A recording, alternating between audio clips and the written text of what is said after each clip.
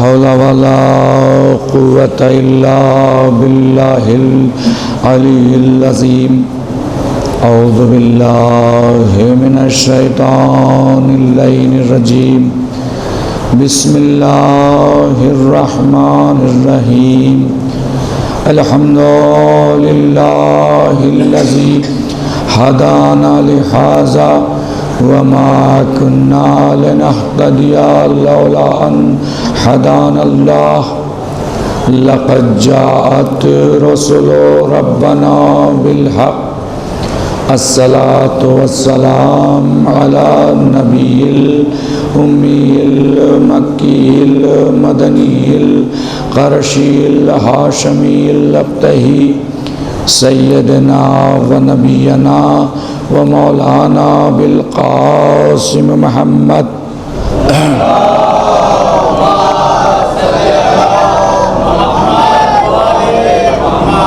وعلى آله الطيبين الطاهرين المعصومين أما بعد فقد قال الله تبارك وتعالى في كتابه المتقن وقوله أحسن بسم الله الرحمن الرحيم إنا هديناه السبيل إما شاكرا وإما كفورا صلوات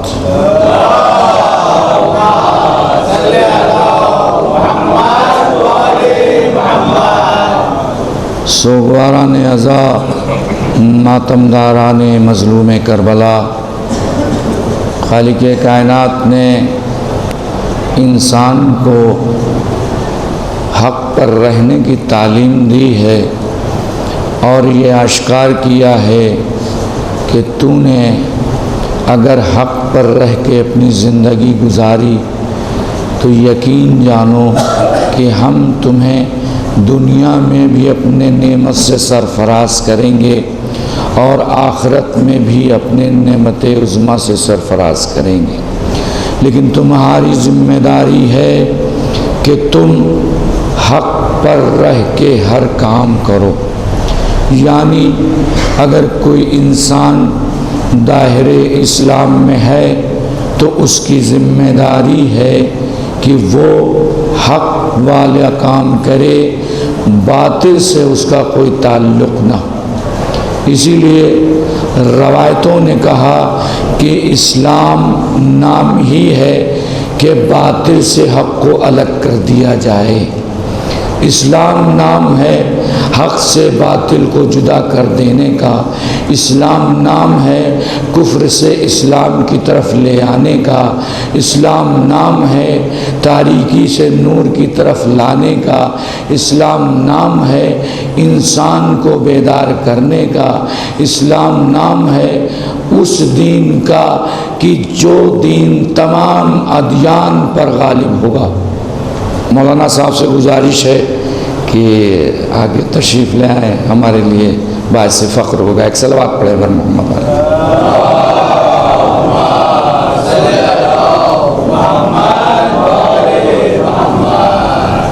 عزیزان گرامی، یہ ہمارے لیے خوش نصیبی کا باعث ہے کہ ہماری مجلسوں میں عالم دین شرکت کرتے ہیں اور یہ رحمت ہے اور برکت ہے، اور ہم جیسا کم پڑھا لکھا انسان ان کے سامنے لب گشائی کر رہا ہے، بہرحال ہمارے لیے فخر کی بات ہے۔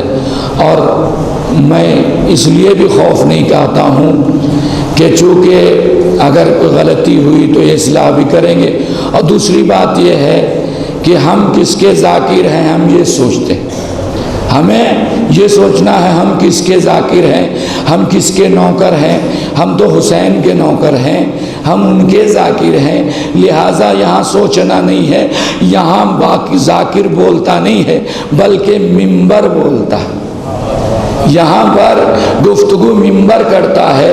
اور کسی ذاکر کا جملہ میں عرض کرتا ہوں کہ ذاکر جب منبر پر بیٹھ جاتا ہے تو اس کے ذہن میں 14 کھڑکیاں کھل جاتی ہیں، 14 طرف سے امداد اور مدد آنے لگتا ہے، اور جو وہ چاہتے ہیں وہ پڑھتا ہے۔ اور اس کا تجربہ ہم نے کیا ہے، مولانا صاحب اس کی تائید کریں گے کہ کبھی کبھی ہم کچھ سوچ کے آتے ہیں کہ یہ پڑھیں گے، لیکن وہ ساری باتیں وہیں رہ جاتی ہیں، منبر پہ آ کے الگ گفتگو ہونے لگتی ہے۔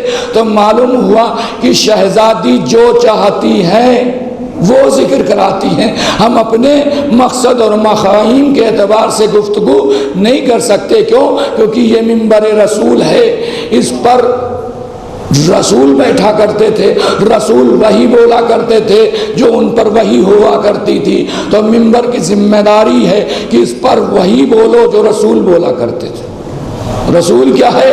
حق کی باتیں کرتے تھے، اصلاح کرتے تھے، قوم کو تنبیہ کرتے تھے کہ دیکھو اگر گمراہ ہو جاؤ گے تو پروردگار تمہیں عذاب شدید میں گرفتار کر دے گا۔ کیوں؟ عدل کا تقاضا ہے کہ اگر تم نے گناہ کیا ہے تو اس کی سزا ملنی چاہیے۔ یہاں عدالت ہے جو ہم نے بنائی ہے خود اپنے ہاتھوں سے، اس عدالت میں اگر ہم کوئی جرم کر دیتے ہیں تو اس کی سزا ملتی ہے، مدت ہوتی ہے کہ چوری کیا ہے تو اتنی سزا ہے، اور مرڈر کیا تو اتنی سزا، ہڑپ کیا تو اتنی سزا، یہ سب جرم کی سزائیں بنائی گئی ہے۔ اسی طرح سے اگر کوئی انسان چوری کرے تو اسلام نے کہا اس کے ہاتھ کاٹ دیے جائیں، یہ اسلام سزا دیتا ہے۔ لیکن اب یہاں تو انسان چوری کر کے چھوٹ جایا کرتا ہے، بری ہو جایا کرتا ہے، عدالتیں بک جایا کرتی ہیں۔ لیکن یاد رکھو کہ اگر چوری ہوئی ہے تو یہاں اگر سزا نہیں ملی تو وہاں ضرور ملے گی۔ وہاں پروردگار بغیر سزا کے تمہیں جنت میں آنے نہیں دے گا، بغیر سزا کے اپنی نعمت میں داخل ہونے نہیں دے گا، پہلے وہ سزا دے گا۔ کیونکہ عدالت کا تقاضا ہے کہ انسان نے اچھا کام کیا ہے تو اچھی جگہ رکھا جائے، برا کام کیا ہے تو اس کی سزا دی جائے۔ اور عدالت الہیہ وہ ہے کہ جس کے لیے دعا ہم مانتے ہیں کہ پروردگار تو اپنے عدل سے کام نہ لینا، اپنے عدالت پر اپنے فضل سے کام لینا، یہ ہم دعا مانگتے۔ کیوں؟ کیونکہ ہمارے اعمال اس قابل نہیں ہیں، ہم اس قابل نہیں ہیں، ہمارے کردار اس قابل نہیں ہیں کہ ہم عدالت الہیہ میں ٹھہر سکے، وہاں پر کھڑے ہو سکے۔ اس لیے جب اس کا فضل شامل حال ہوگا تو ہمارے اوپر رحم بھی ہوگا، کرم بھی ہوگا، اس کا فضل بھی ہوگا۔ لہٰذا سارے اعمال کریے، لیکن یہ ذہن میں خیال رہے کہ پروردگار کا عدل شامل حال رہے گا، لیکن اس کے ساتھ فضل بھی ہو۔ کب ہوگا؟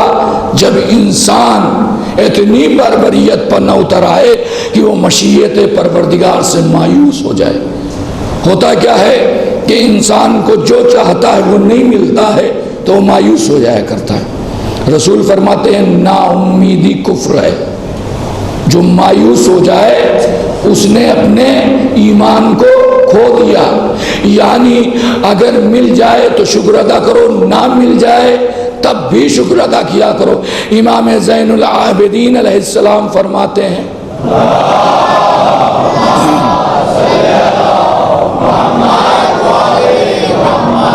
کبھی کبھی دعا کے قبول نہ ہونے میں بھی راز ہوتا، یا تو پروردگار آپ کے لیے وہ مسئلہ صحیح نہیں سمجھتا اس لیے نہیں پوری کرتا، یا تو آپ کے دعا کرنے کا انداز اتنا پسند آ گیا ہے اسے کہ فرشتوں کو حکم دیا کہ ابھی اور دیر کرو۔ کیوں؟ کیونکہ اس کی ادا ہمیں پسند آ گئی ہے، اس کا لہجہ ہم نے پسند کر لیا ہے، اب یہ اسی طرح سے گفتگو کرتا رہے، اسی طرح سے مانگتا رہے، اس کی دعا کو قبولیت میں دیری کرو۔ تو عزیزان گرامی، ہر چیز پروردگار کے حکمت اور مصلحت سے خالی نہیں ہے۔ اب چونکہ ہم کوتا فکر کے آدمی ہیں، چھوٹی سی عقل رکھتے ہیں، چھوٹا سا دل رکھتے ہیں، جیسے کام نہیں ہوا فوراً اعتراض کر دیتے ہیں، یہ تو صحیح نہیں ہوا۔ لیکن انسان پر اعتراض کر سکتا ہے، اپنے خالق پر اعتراض نہیں کر سکتا ہے۔ انسان پر اعتراض کر سکتا ہے، اپنے معبود پر اعتراض کا حق نہیں ہے۔ انسان پر تو تہمت لگا سکتا ہے، معاذ اللہ منہا خلق وار کرنے والے پر گفتگو نہیں کر سکتا۔ کیوں؟ کیونکہ اس کا سب سے بڑا احسان ہے کہ اس نے ہمیں انسان بنایا۔ اگر وہ چاہتا تو ہمیں نباتات بنا دیتا، اگر وہ چاہتا تو ہمیں جمادات بنا دیتا، ہمیں چاہتا تو حیوانات میں سے بنا دیتا، لیکن اس نے انسان بنایا۔ انسان اس لیے بنایا کہ انسان کو پروردگار نے عقل بھی دیا ہے۔ نباتات میں عقل نہیں، جمادات میں عقل نہیں، حیوانات میں عقل نہیں ہے۔ فرق کیا ہے؟ حیوان کو جیسے ہی اس کی رسی ڈھیل کی گئی، وہ کھیت میں پہنچا، اب وہ نہیں دیکھتا ہے کہ میرے مالک کا کھیت ہے یا غیر کا کھیت ہے، جہاں مل گیا وہاں منہ مار لیا۔ یہ حیوان کا کام ہے، کیوں؟ کیونکہ اس میں عقل نہیں پائی جاتی ہے۔ لیکن ہم جیسا انسان جب دیکھتا ہے کہ یہ اپنا مال ہے تو عقل کے اعتبار نے سوچا کہ اسے استعمال کیا جائے، اور اگر اپنا مال نہیں ہوتا ہے تو سوچتا ہے یہ ہمارے لیے جائز نہیں ہے، لہذا استعمال نہیں کیا جائے۔ اب اگر کوئی انسان جانوروں جیسا فعل کرنے لگے کہ رسی ڈھیل ہوتے ہی اپنا پرایا نہ دیکھے تو اس میں اور جانوروں میں کوئی فرق نہیں رہ جائے گا۔ تو لہٰذا ہمیں جانوروں جیسا نہیں بننا۔ خدا کا شکر ہے کہ پروردگار نے ہمیں انسان بنایا، ہمیں ہاتھ پیر دیا، اور سب سے بڑی بات یہ ہے کہ ہمیں عقل دیا، اور اس سے بڑی بات یہ ہے کہ ہمیں عزادار بنایا۔ ہمیں اس سے بڑی بات یہ ہے کہ شیان حیدر کرار بنایا۔ کتنا احسان کیا ہمارے ساتھ، اور کسی کے حصے میں عزادار بننا نہیں ہوا۔ ہے تو مسلمان لیکن وہ عزادار نہیں ہے تو مسلمان لیکن شیان حیدر کرار نہیں ہے۔ تو ہمارے لیے خوش نصیبی یہی ہے۔ اسی لیے آیت اللہ حسن رسول اللہ کہا کرتے ہیں، کبھی اپنے قسمت کو نہ کوسا کرو، اور یہ نہ کہا کرو کہ پروردگار نے ہمیں کیوں خلق کر دیا۔ خوش نصیبی محسوس کیا کرو کہ پروردگار نے تمہیں عزادار سید الشہداء بنا دیا۔ اس سب سے بڑی فضیلت تمہیں پروردگار نے عطا کر دی ہے، اس پر خوش ہوا کرو، گھمنڈ کیا کرو کہ پروردگار نے ہمیں عزادار سید الشہداء بنا دیا۔ گھمنڈ کرنے کا مطلب یہ نہیں ہے کھڑ کے چلو، گھمنڈ کرنے کے مطلب یہ نہیں ہے کہ تکبر کرنے لگو کہ ہم سے بڑا تو کوئی ماتم کرنے والا نہیں، ہم سے بڑا سینہ زنی کرنے والا کوئی نہیں، ہم سے زیادہ مجلس کرنے والا کوئی نہیں۔ نہیں عزیزان گرامی، آپ کیا کریں گے، ہم کیا کریں گے؟ پروردگار نے فرشتوں کو مقرر کر دیا ہے، وہ حسین پر گریہ کرتے ہیں، وہ حسین پر مجلسیں کرتے ہیں، وہ حسین پر ماتم کرتے ہیں۔ پروردگار نے نورانی مخلوقات کو لگا دیا ہے، وہ حسین کی عزاداری کر رہے ہیں۔ ہم کیا کریں گے؟ ہم تو کرتے ہیں بس ایک ٹائم بنا لیا، مخصوص وقت ہے ہمارے پاس، اس سے زیادہ ہم وقت نہیں دے پاتے ہیں۔ لیکن پروردگار نے انہیں خلق کر دیا ہے کہ گریہ کرو قبر حسین پر بیٹھ کر، قیامت تک وہ گریہ کرتے رہیں گے۔ وہ فرشتے ہیں کہ جو کہ حسین کی مدد کرنے کے لیے آئے تھے، لیکن حسین نے ان کی مدد کو قبول نہیں کیا تھا، تو پروردگار نے کہا بعد شہادت حسین، اے فرشتوں اب تم اسی قبر پر بیٹھ کے گریہ کرو۔ وہ فرشتے گریہ کر رہے ہیں زانی گرد، تو ہم کیا گریہ کریں گے، ہم کیا عزاداری کریں گے؟ لیکن اگر یہ ہمارے حصے میں آئی ہے تو ہم اسے سنبھالیں، کیونکہ میراث کا بچانا وارث پر ضروری ہے۔ میراث کسے کہتے ہیں؟ ہمارے باپ نے کچھ پراپرٹی چھوڑی تھی، تو اگر ہم اسے بچائے رکھیں گے تو لوگ کہیں گے کہ یہ لائق مند بیٹا ہے، باپ نے جو بنایا تھا اسے بچا کے رکھا۔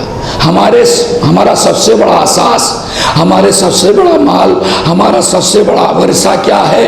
عزاداری سید الشہداء، محبت اہل بیت۔ یہ ہمیں بچا کے رکھنا ہے، اس کی حفاظت کرنا ہے، اس میں کوئی خلل نہیں ڈالنا ہے۔ یہ سب سے بڑا ورثہ ہے جو ہمیں سنبھالنا ہے اور اسے اگلی نسل تک پہنچانا ہے۔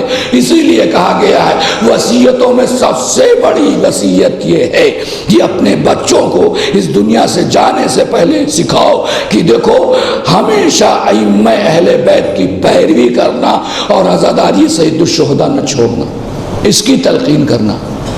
اور امام فرماتے ہیں کہ وصیت کرنا ہر انسان پر واجب ہے، نہ مرنے سے پہلے وصیت کرو۔ لیکن انسان کیا کرتا ہے؟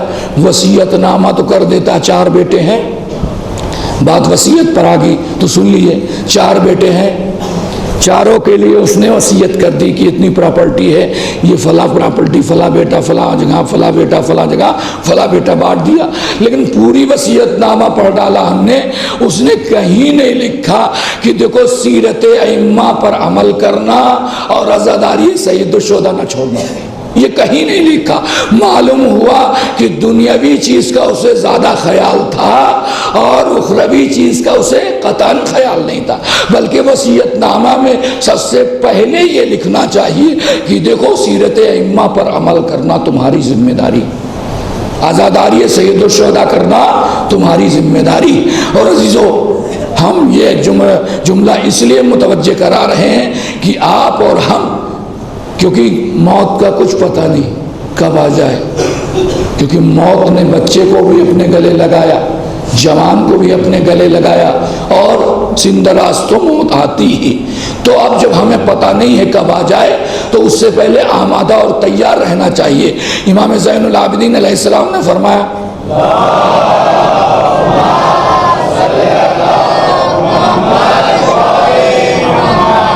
رات میں جب بستر پر لیٹا کرو تو کلمہ پڑھ لیا کرو، ہو سکتا ہے سوتے ہی میں موت آ جائے اور تمہارا ایمان اور اسلام دن میں رخصت ہو چکا ہو، تو جب تمہیں موت آئے گی تو وہ کفر کی موت ہوئی۔ کیوں؟ کیونکہ امام مولا متقیان علی ابن ابی طالب علیہ السلام فرماتے ہیں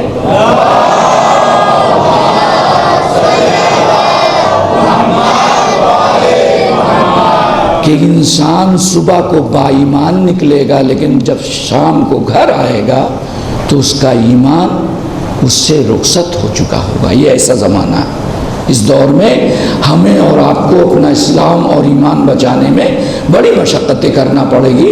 لہٰذا امام نے فارمولہ بتایا کہ دیکھو رخصت ہوا ہو یا نہ ہوا ہو، ایمان بچا ہے یا نہیں بچا ہے، جب بھی بستر پہ لیٹو تو کلمہ شہادتین جاری کر لیا کرو کہ تاکہ اس حالت میں موت آئے تو اسلام پر مرو، صاحب ایمان مرو۔ جب انسان صاحب ایمان مرے گا اور صاحب اسلام مرے گا تو پروردگار فرشتوں کو حکم دے گا کہ اس پر سختی نہ کرنا۔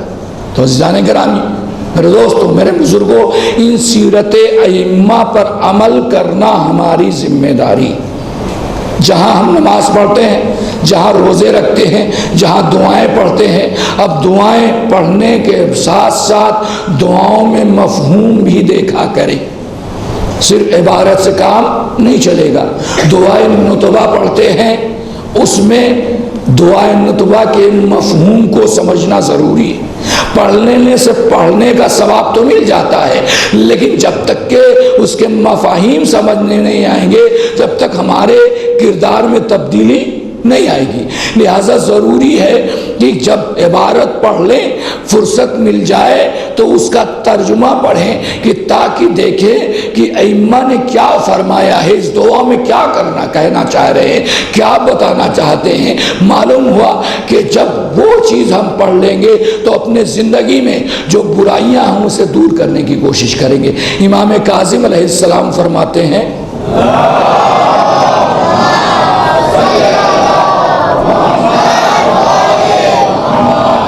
کہ تم اپنے اعمال کا حساب کیا کرو۔ کس طرح سے؟ جس طرح سے ایک بزنس مین، ایک دکاندار شام کو جب دکان بند کرتا ہے تو وہ حساب کرتا ہے آج کتنے کا نفع ہوا، کتنے کا نقصان ہوا۔ تم اپنے اعمال کا حساب کیسے کرو گے؟ بستر پر جب لیٹنے جاؤ تو سوچو صبح فجر کے وقت اٹھے تھے اور اس وقت تک کتنے اچھے کام کیے، کتنے برے کام کیے۔ اگر برے کام زیادہ ہیں تو کل سے کوشش کرو کہ کم سے کم برا کام ہو۔ اگر اچھے کام زیادہ ہیں تو کوشش کرو کہ پروردگار کا شکرانہ ادا کرو کہ زیادہ سے زیادہ اس میں اضافہ ہوتا رہے۔ جو انسان اپنے اعمال کا حساب بزنس مین کی طرح کرتا رہتا ہے، اس کے ایمان میں اضافہ ہوتا رہتا ہے، اس کے اعمال بہتر ہوتے رہتے ہیں۔ اور مومن کا فریضہ ہی یہ ہے کہ وہ اپنے آخرت کے بارے میں سوچتا ہے، دنیا کے بارے میں نہیں سوچتا۔ امام صادق علیہ السلام فرماتے ہیں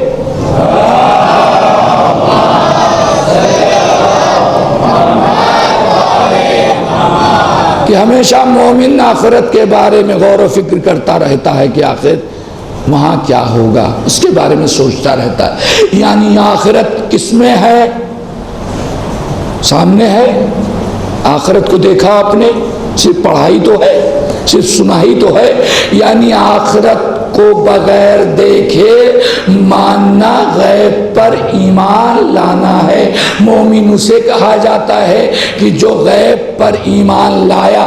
ہر چیز پروردگار نے غیب میں رکھی. اللہ غیب میں، اس وقت رسول بھی غیب میں ہے، قیامت غیب میں ہے، اس وقت امام بھی غیب میں ہے، حشر بھی غیب میں ہے، ساری چیزیں غیب ہے. لیکن اس کے بعد بھی ایماندار مانتے ہیں کہ اللہ ایک ہے. اس کے بعد بھی ایماندار مانتے ہیں کہ محمد اللہ کے رسول ہے. اس کے بعد بھی ایماندار مانتے ہیں کہ مہدی ہمارے امام ہے. اس کے بعد بھی ایماندار مانتے ہیں کہ قیامت برپا ہوگی. مانتے کہ نہیں مانتے؟ کوئی ایماندار انکار کر دے کہ ہم قیامت کو نہیں مانتے؟ آپ مانو یا نہ مانو، ہو کے رہے گی، آ کے رہے گی. آپ کے ماننے نہ ماننے سے کیا ہوگا؟ لیکن قیامت سے پہلے قیامت آنی ہے. آپ کہیں گے کیا؟ قیامت سے پہلے ایک قیامت ہونی. ایک شاعر کہتا ہے کہ امام کا آنا بھی قیامت ہے اور نہ آنا بھی قیامت ہے. کیوں؟ کیونکہ آئیں گے تو ان لوگوں کے لیے قیامت ہے جو غصب کیے ہوئے ہیں، اور نہ آ رہے ہیں قیامت کن لوگوں کے لیے جو چاہنے والے، جو ماننے والے ہیں. ان کے سامنے نہیں ہے تو ان کے لیے یہ قیامت ہے. قیامت سے پہلے قیامت کیا ہے؟ انشاءاللہ جب ظہور امام ہوگا تو وہ قیامت ہوگی. غاصبوں سے حق کو لیا جائے گا. جنہوں نے مسند کو حق غصب کیا ان سے مسند کو لیا جائے گا. جس نے باغ کو حق غصب کیا ان سے باغ کو لیا جائے گا. جس نے فرزند رسول کو رلایا ان سے انتقام لیا جائے گا. تو معلوم ہوا کہ قیامت سے پہلے ایک قیامت ہے. وہ کس کے لیے ہے؟ غاصبوں کے لیے. لیکن ہمیں چاہیے کہ ہم اپنا شمار غاصبوں میں نہ کرائیں، اپنا شمار ان میں نہ کرائیں کہ جنہوں نے حق زہرا چھین لیا. ہم اپنا شمار ان میں نہ کرائیں جنہوں نے مسند علی کو چھین لیا. لیکن علی وہ ہے کہ جو مسند کا محتاج نہیں ہے. یہ بتائیے ممبر پر بیٹھے گا تبھی علی علی کہلائے گا؟ نہیں، بلکہ بوریے پہ بھی بیٹھ جائے تو علی علی ہے. کیونکہ علم روشن ہو کے رہتا ہے. وہ ممبر کا محتاج نہیں. علی ممبر کا محتاج نہیں بلکہ ممبر علی کا محتاج ہے. کعبہ علی کا محتاج ہے، علی کعبے کا محتاج نہیں ہے. تو معلوم ہوا کہ انسان یہ دیکھے کہ وہ علی کہ جو کسی چیز کا محتاج نہیں ہے، تو اگر اس کو ممبر سے ہٹا دیا گیا تو سوچا کہ ہم نے اس کے منصب کو لے لیا، اب اس میں تبدیلی آ جائے گی. نہیں، علی نے کہا اگر ہمارے سامنے سے راز و نیاز کے پردے ہٹا دیے جائیں تو میرے معرفت میں کوئی کمی نہیں آئے گی. میں وہ علی ہوں. زانگران علی ابن ابی طالب نے جس گہرائی سے معرفت پروردگار کو پیدا کیا اس کو ہمارے سامنے پیش کیا ہے کہ وہ پروردگار ہے کہ جس نے مجھ جیسے علی کو خلق کیا. جب دنیا ایک علی کا جواب نہیں لا سک رہی ہے تو اس علی العظیم کا کیا جواب لا پائے. لہٰذا ضروری ہے کہ انسان پہچانے کہ پروردگار نے ہمیں کیوں خلق کیا ہے. ہم نے اول منزل پر کہا کہ ہم پر احسان کیا اس نے کہ ہمیں انسان بنایا. ہم پر احسان و کرم کیا. بس عزیزان گرامی، دوسرا کرم یہ ہے کہ ہم فرش عزا بچھا کر کے اس کرم کا ثبوت دیتے ہیں کہ پروردگار تم نے ہمارے حصے میں عزاداری رکھی تو ہم عزاداری کو برپا کر رہے ہیں، اور جب تک زندہ رہیں گے عزاداری کا دامن نہیں چھوڑیں. کیوں؟ کیونکہ یہی عزاداری ہماری زندگی کی ضمانت ہے. عزیزان گرامی، آج 5 محرم علماء نے ثانیہ زہرا جناب زینب کے بیٹوں سے منسوب کر دیا. جناب زینب کے بیٹے کون؟ اون محمد۔ اون محمد کس کے نواسے ہیں؟ حیدر کرار کے نواسے ہیں۔ پوتے کس کے ہیں؟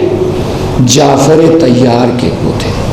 حضرت گرامی، جب یہ قافلہ حسینی قافلہ سن 61 ہجری 28 رجب سن 60 ہجری 28 رجب کو تیار ہوا تو جناب زینب آئی عبداللہ کے پاس اور کہا ہے عبداللہ میرا ماجایا سفر کو جا رہا ہے اور ایک شریعہ کے حیات پر واجب ہے کہ اپنے شوہر کے اجازت کے بغیر کہیں اے عبداللہ مجھے اجازت دے دو کہ میں اپنے بھائی کے ساتھ سفر میں جاؤں۔ اور عبداللہ یاد رکھو کہ اگر تم نے اجازت نہ دی اور میرا بھائی سفر کر گیا تو یاد رکھو ادھر حسین مدینے سے نکلے گا اور ادھر تمہیں زینب کا جنازہ اٹھانا پڑے۔ عزیزان کرام یہ کہی رہی تھی۔ ایک مرتبہ عبداللہ نے کہا ہے زینب اے علی کی بیٹی ہم نے تمہیں اجازت دے دی، تم جا سکتے۔ زینب خوش ہوئی، شکریہ ادا کیا، بیت الشرف سے نکلی، کہا حسین کے پاس آئی۔ یہ قافلہ تیسری منزل پر پہنچا تو دیکھا 2 گھوڑ سوار چلے آ رہے ہیں۔ جب گرد چاک ہوئی تو دیکھا 2 بچے ہیں گھوڑوں پر سوار چلے آ رہے۔ کون دونوں بچے؟ اون محمد ہیں۔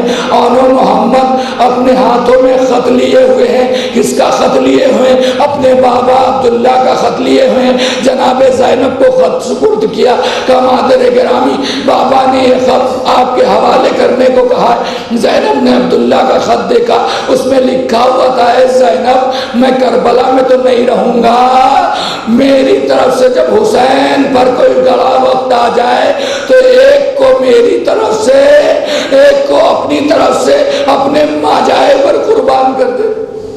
جزاکم اللہ خیر الجزا۔ خدا آپ کو کسی غم میں نہ رلائے سوائے غم سید الشہداء۔ لو عزیزو اون محمد بھی ساتھ ہو لیے۔ کہاں چل رہے؟ کربلا میں آ گئے۔ کربلا میں آ گئے، 1 محرم گزری، 2 محرم گزری، یہاں تک کہ شب عاشورا گئی۔ حسین نے دیکھا تمام مائیں اپنے اپنے بیٹوں کو سوار رہی ہیں۔ حسین تمام خیموں کا تلایا پھر رہے، پھرتے پھرتے ایک مرتبہ زینب کے خیمے میں سنا تو کیا دیکھا؟ اون محمد کو اپنے زانوں پر لٹائے ہوئے ہیں اور کہہ رہی ہیں بالوں کو سنوارتے ہوئے آواز دے رہی اے اون محمد دیکھو صبح میدان کارزار گرم ہو رہا ہوگا، دیکھو تم سے پہلے کوئی ماموں پر قربان نہ ہونے پائے۔ جزاکم اللہ خیر الجزا۔ کہتی ہیں اے اون محمد یاد رکھو اگر تم نے جانے میں کوتاہی کی تو ہم دودھ نہ بخشیں گے۔ ایک مرتبہ مادر گرامی سے دونوں نے ہاتھ جوڑا، کہا مادر گرامی صبح تو ہونے دیجئے، ہم بتائیں گے کہ ہم حیدر کرار کے نواسے ہیں، ہم بتائیں گے ہم جعفر طیار کے پوتے ہیں۔ اب صبح نمودار ہو گئی، شہادتوں کا سلسلہ شروع ہو گیا۔ عزیزان گرامی اب زینب کا دل زور زور سے دھڑک رہا ہے، ہائے کہیں ایسا نہ ہو کہ اون محمد اپنے قربانی کو نہ پیش کرے۔ عزیزان گرامی ایک مرتبہ فضا کو بلایا اور کہا کہ جا کے اون محمد کو بلا کے لاؤ۔ اون محمد آئے، مادر گرامی کہا اون محمد ابھی تم زندہ ہو، انتظار کر رہے ہو کہ میرا ماجایا تہے دیکھ کر دیا جائے۔ مادر گرامی ایسا نہیں ہے، بلکہ جب میں ماموں کے پاس جاتا ہوں کہ مجھے رنگ کی اجازت دے دیجئے تو ماموں اوپر سے نیچے تک دیکھ کے کہتے اے اون محمد تم تو میری بہن کے دل کا سکون ہو، ہم تمہیں کیسے رخصت کریں۔ جزاکم اللہ خیر الجزا۔ عزیزان گرامی تاخیر ہونے لگی تو ایک مرتبہ جناب زینب نے حسین کو بلایا، جناب فضا امام حسین علیہ السلام کو بلا کے لے کے آئی۔ ایک مرتبہ فرزند رسول آئے، ماں جائی کیا مطلب ہے ہمیں کیوں بلایا؟ ایک مرتبہ جناب زینب نے کہا اے میرے ماجائی یہ بتا دے کہ میرا بیٹا پیارا ہے کہ فرزند رسول کا بیٹا پیارا ہے؟ میرا بیٹا پیارا ہے کہ زہرا کا بیٹا پیارا ہے؟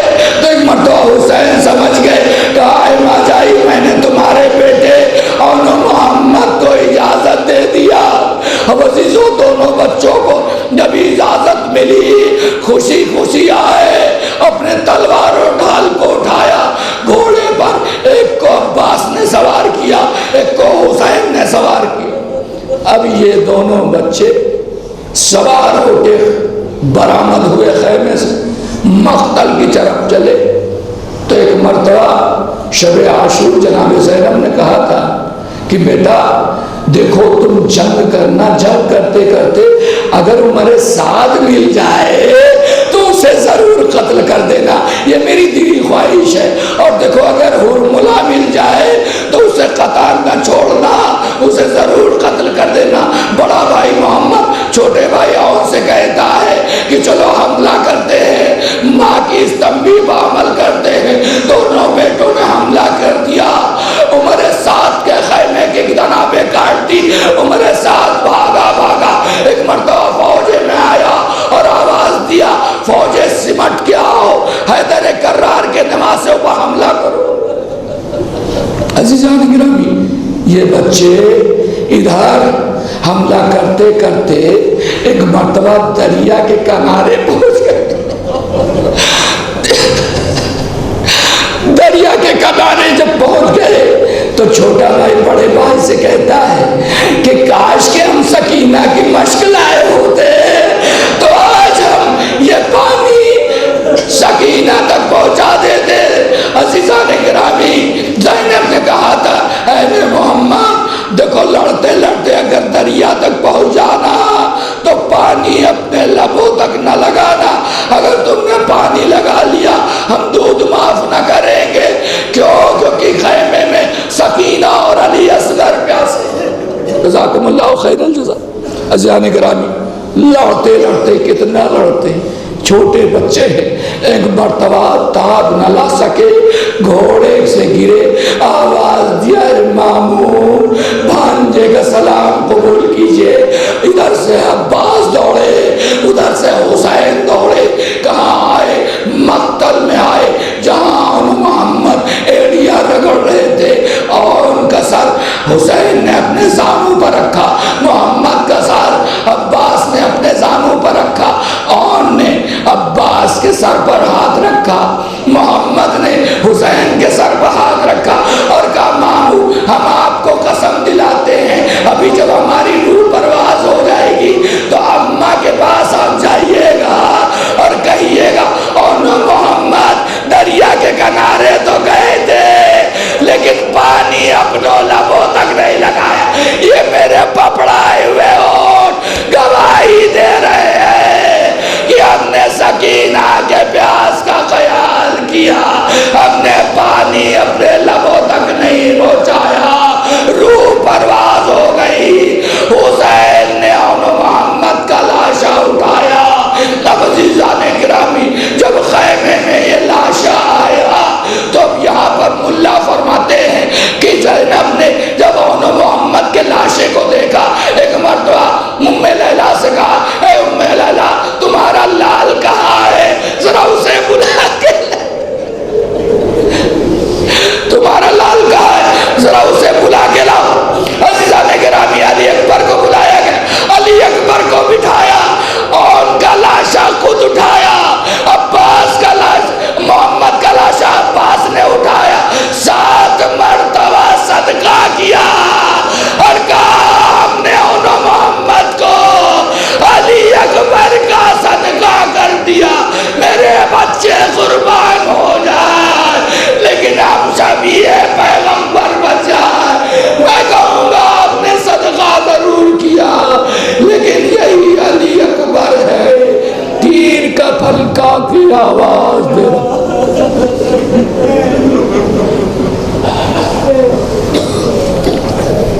اِنَّا لِلَّهِ وَإِنَّا إِلَيْهِ رَاجِعُونَ۔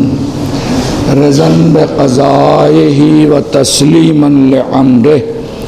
بار الہ تجھے واسطہ محمد وآل محمد کا ہمارے اس مختصر اعمال کو قبول فرما، مومنین کی دلی حاجات کو پورا فرما، جو پریشان حال ہوں ان کی پریشانی کو دور فرما۔ پروردگارہ ہمارے ناسوں کو رمال سیدہ کے لائق بنا دے۔ پروردگارہ ہمارے گناہ کبیرہ و صغیرہ کو معاف فرما۔ پروردگارہ ہمیں علم و عمل کی توفیق عنایت فرما۔ پروردگارہ عزاداران سید الشہداء کی حفاظت فرما۔ پروردگارہ ہمیں صحیح معنوں میں حسینی کردار پیدا کرنے کی توفیق عنایت فرما۔ مزارات مقدسہ کی حفاظت فرما۔ علماء کا سایہ ہمارے سروں پر باقی رکھ۔ امام زمانہ کے ظہور میں تعجیل فرما اور ہمیں ان کے عوام و انصار میں شمار فرما۔ ربنا تقبل منا انک انت السمیع العلیم۔ ماتم الحسین۔